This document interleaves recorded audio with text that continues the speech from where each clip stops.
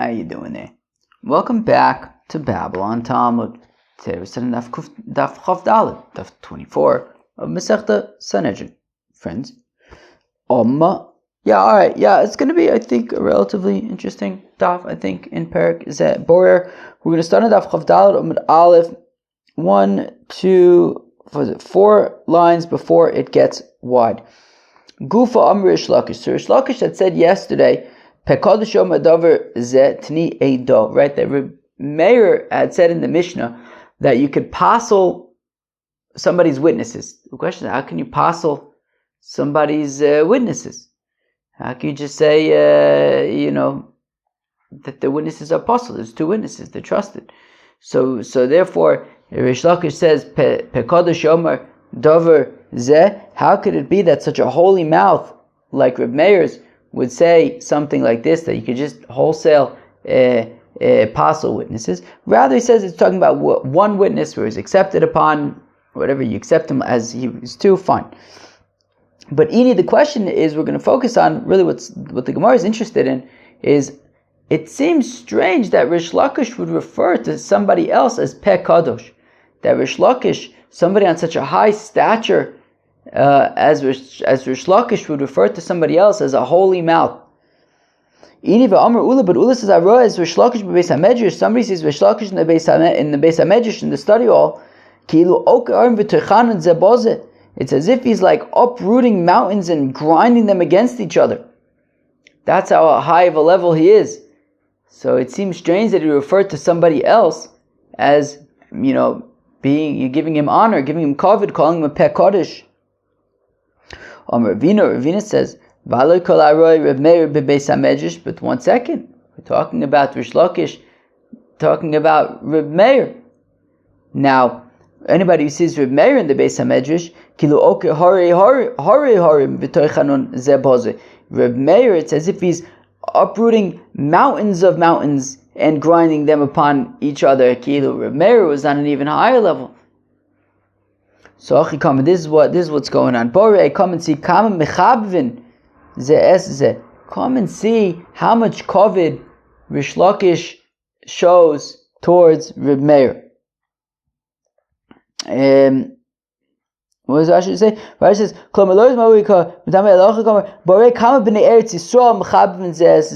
come and see how much the people in Eretz Yisrael give kavod to one another. The Yosef Rebbe, for example, right? Similarly, so we saw that Rish Lakish gave kavod to Reb Meir. Similarly, Rebbe was sitting, and we've seen this before. And Rebbe says it's forbidden to insulate even cold things on the holy Shabbos. Now, Rabbi Yoshi's son, Rabbi Shmuel Rabbi Yosi, says to Rebbe,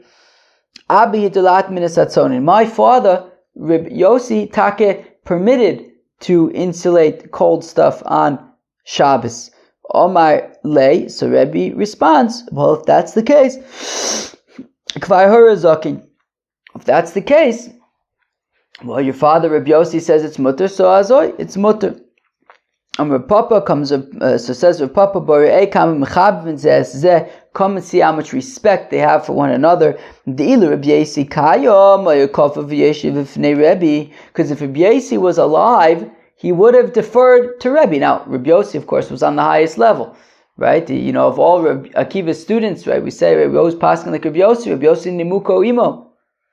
Rabbi Yosi was on a very high level. Rebbe was the next generation, yet still, Rebbe as the Nasi, Rabbi Yosi would defer to Rebbe. His son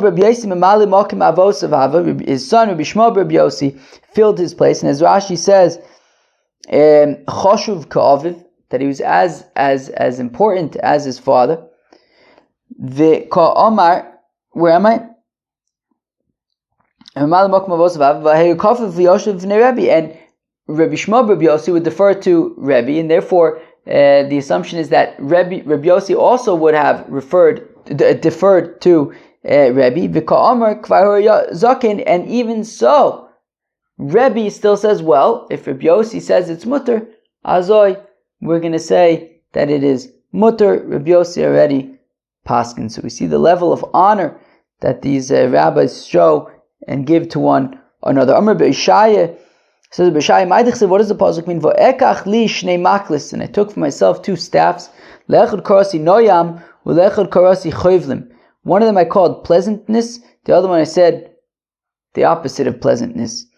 Noyam elu tamidei chachamim shebeis Yisrael shemanim ze'ezeh ba'aloche. Pleasantness is a reference to the sages in Eretz Yisrael, that they are pleasant to one another. Excuse me, in halacha.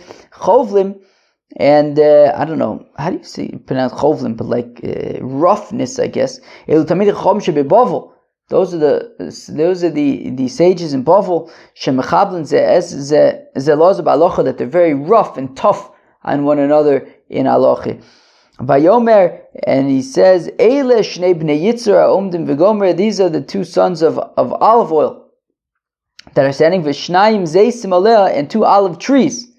So Yitzer, so when it refers to olive oil, Omer B'Yitzchak, Eilu Tamid Chacham Shabbeitz Yisrael, that's olive oil is a reference to the Torah scholars in Israel, Shenochin Zelos Ba'aloche, that they're very pleasant to one another in halacha, just like olive oil is very pleasant.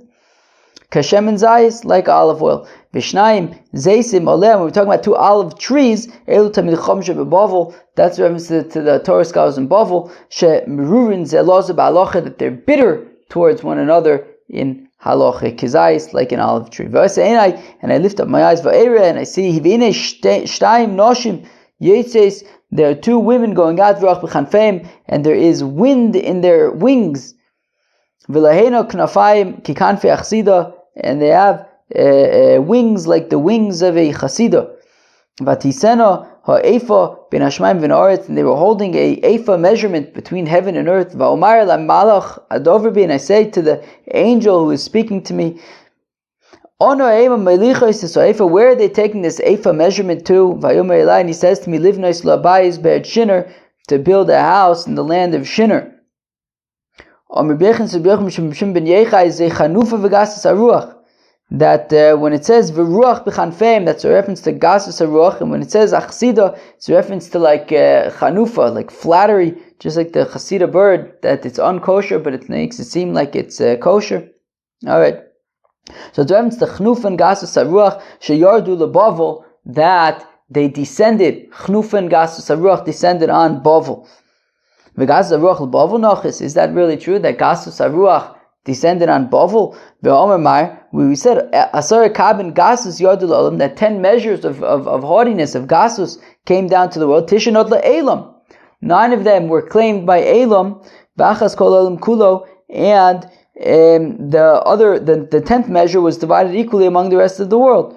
So it sounds like Gasus went to Elam, not to Bavel. In LeBavel Nachis, so we say, look, Itaka initially went to Bavel, but then ultimately went to Elam and settled there. The economy d'chsev, you can also infer from the fact that it says livnos la bayis be'etz Shinar, meaning initially it talked about ruach b'kanfeim and kikanfei achsida. We talked about chnufa, we talked about gasus haruach, but then ultimately it says livnos la, to it bayis be'etz Shinar, meaning only one of them remained. So Shmamina, only chnufa remained, but gasus haruach traveled on to Elam. But we said similar gasas haruach anius. But we said that the sign for gasas haruach is poverty. Vanius the Bavel noches, and there's plenty of poverty in Bavel, so it sounds like it remained in Bavel. So my anius Torah. No, anius that's connected to gasas haruach is a reference to anius poverty when it comes to Torah, and that was in Elam. Our sister is young, is small, and she has no breasts. Amr Rabbi Yechanan, says Rabbi Yechanan to Elam. It's a reference to Elam, shezachs limod, that they learn, v'lo but they don't teach. Okay, so I guess the point being that in Elam they had a certain poverty when it comes to Torah, and that is where gasas haruach, hardiness, is found. My Bavel, what's the with Bavel? Amr Rabbi Yechanan, blula b'mikra, it's saturated with mikra. Blula b'mishnah, it's saturated with mishnayis. Blula b'talmud, it's saturated with Talmud. B'machshakim oishivan kimesei olam, you have placed me in the dark places like the dead of the world. Amr B'yirmiyah is a Talmud shel Bavel. This is a Talmud Bavli, because apparently in Bavel they would discuss and argue and this and that, and at the end there was no like clear answer, I guess, necessarily, and things you would kind of leave in a bit of a darkness, unclear what the conclusion is. Okay. Well, that was a nice little agadic kind of thing. Next Mishnah. Says the Mishnah, Amalo, Neman olai abba, Neman olai avicha, Neman olai shloisha roye bakar. So if you accept upon yourself, let's say you have Shimon and Reuven, right? Shimon lends Reuven $1,000, now they end up in court, and they say, let's say Reuven says, we're going to talk about in the Gemara exactly who's saying what, but let's say Reuven says, look, I know my father or your father are not allowed to be judges because they're relatives, but it's okay. I don't mind. I don't mind if they judge it. There's these 3 cattle herdsmen who are not big Talmidei Chachamim, but okay, I don't mind. They could. I don't mind if they judge us. So Meir says, look, I mean, even though they say, yeah, okay, I don't mind if these people who aren't allowed to judge us, nonetheless, at the end of the day, they're people who are not qualified to judge, and at any time, or we're going to discuss in the Gemara exactly to what extent, but be'etzem, you could change your mind. Even though you initially accepted them, you could change your mind, because ultimately they're not kosher judges. But the Chacham disagree, and they say, no, if you accepted them as a judge, so you have to accept your decision. Alright, I gotta rub my nose 1 second. Alright. Sorry, Mom. Okay. Where are we? So let's say Reuven needs to swear to Shimon. And Shimon says, you know what, Reuven, instead of going to Bezdin and holding a Sefer Torah and doing a whole big thing, how about this? Just swear to me, Betzim. Just like swear on your life, Kilu. Make a swear to me. Instead of we don't have to go to Bezdin, just swear to me, that's enough. Rameir says that Shimon, I think it's Shimon can change his mind and afterwards say, you know what, I actually changed my mind, I want to go to Bezdin. Whereas the Chacham say, no, if he said that it's enough for me, if you simply just, swear on your life without going to Bezdin, so he has to stick with that. Okay.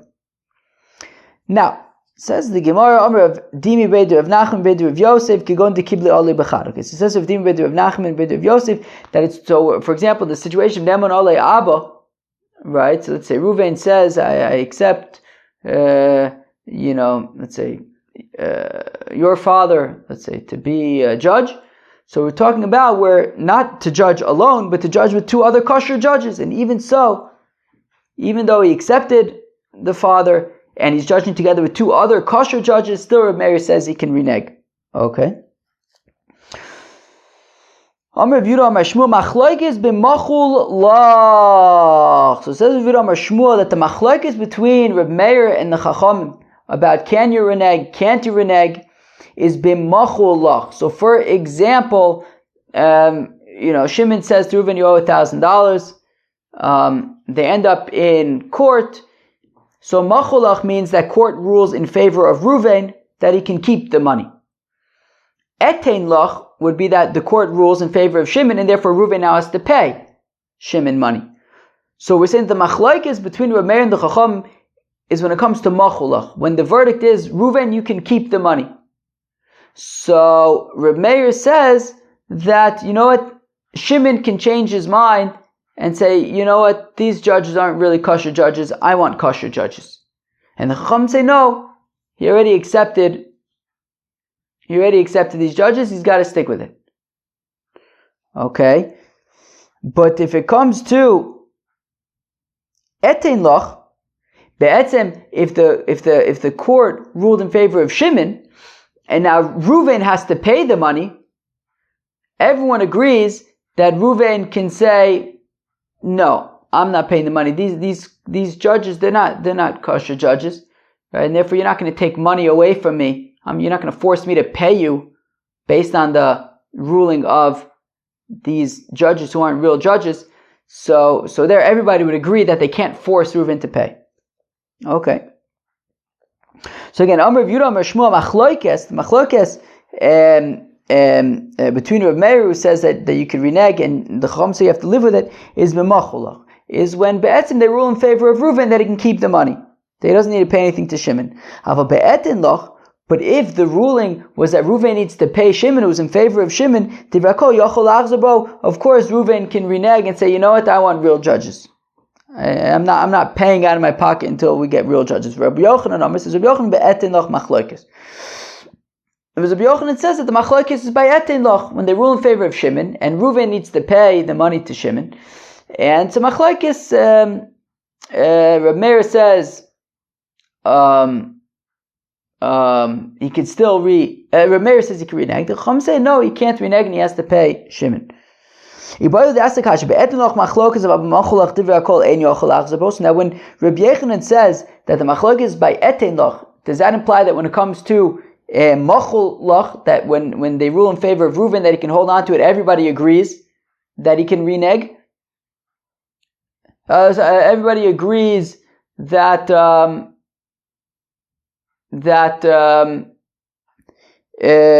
everyone in Yochalach, right? Typical in Yochalach, that everyone agrees that in that case, when it comes to machul lach, and they rule in favor of Shimon, so then, I'm sorry, when they rule in favor of Reuven, that he can hold on to it, everybody would agree that Shimon can't say I changed my mind. Okay. Or perhaps the machlokes is both. Kilu Rabbi Yochanan saying is that the machlokes applies even by etin loch, right? Meaning the machlokes is by etin loch, but also by machul loch. Toshma, come in here. Rava says Rav machlokes by etin loch. That Rava says machlokes is dafka by etin loch, but machul loch. When it comes to machul loch, divrei hakol en yochalach zabo. Everyone agrees that if they rule in favor of Reuven, that he can keep the money. Shimon can't say no, I changed my mind. Okay. So I understand if we say that according to Rabbi Yochanan, the machlokes is by etin loch, but by machul loch, everyone agrees Shimon can't renege. So Rava is saying like Rabbi Yochanan. But if you say that Rabbi Yochanan says that the machlokes is both by etin loch and by machul loch, then Rava Damar, come on, then who's Rava holding like, right? Because Rava is saying that the machlokes is by etin loch, but by machul loch, everyone agrees Shimon can't renege. So then, so if Rabbi Yochanan is saying that the machlokes, if that's the opinion of Rabbi Yochanan, so Rava is saying like Rabbi Yochanan. But if Rabbi Yochanan says the machlokes is also by machul loch, then who's Rava going like? And for the Gemara, Rava Tamadinafshe Kamer. Well, you can argue that Rava is just giving his own pshat. You could argue that there's three opinions. They're all Amoras. I mean, Rav is much younger, granted, but that Shmuel says that the machlokes is by machul loch, but by etin loch, everyone agrees that he can be choser. And you could say that Rabbi Yochanan says that the machlokes is by both etin loch and machul loch, and Rav says the machlokes is by etin loch, but not by machul loch. By machul loch, everyone would agree that Shimon cannot be choser. Okay, you could say that. Eisvei, we have a kasha.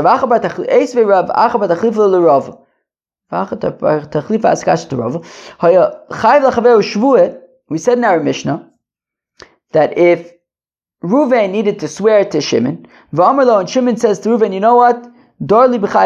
Just swear to me on your life. We know let's not go to Bezdin, just swear to me. Rav Meir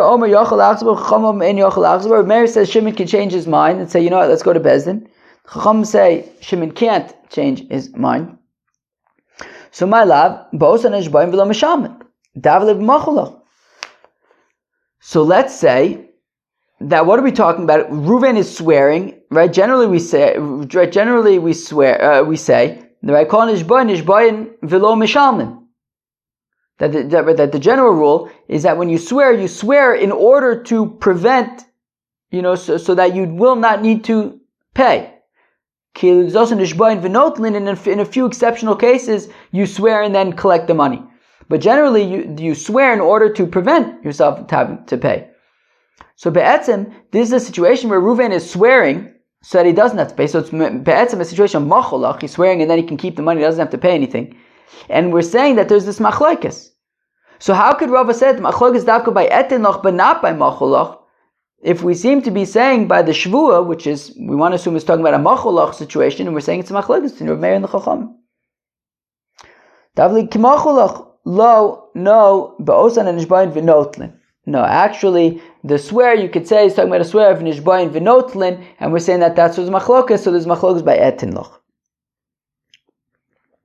Davle ke'etin loch. V'atana le reisha, but if it's talking about etin loch, if according to Rava, the reisha is talking about etin loch, and the sefer is talking about etin loch, right? The reisha is talking about, Abba v'avicha is talking about etin loch, and the sefer that's talking about Dorli b'chai roshcha is also talking about etin loch. So why do we need the same thing twice? So Tanatola b'das acherim v'Tanatola b'das atzma. Well, they're different. In the reisha of Neman ole Abba, Neman ole Avicha, so there we are it's Tola b'das acherim. Kilu, over there, when you accept them, you don't know it's a wild card. You don't know, right? Maybe they'll rule in favor of you, right? You can assume that hopefully they'll rule in favor of you. And when you accepted them as a judge, you accepted them hoping that they would rule in favor of you, but you don't actually know, right? Whereas Tolas b'das atzmos, be'etzim, when Shimon says swear to me, he knows that Reuben's going to swear to him. Okay, there's no third party wild card there. Shimon's saying swear, so Reuben swears. So tzricha, we need both the case of Tola b'das acherim, Tola b'das atzma, because the Tana Tola b'das acherim, if you would only have the scenario, the reisha, where you're accepting Abba v'avicha, b'hakam Reb Meir, that's where Reb Meir says that he could renege. Because he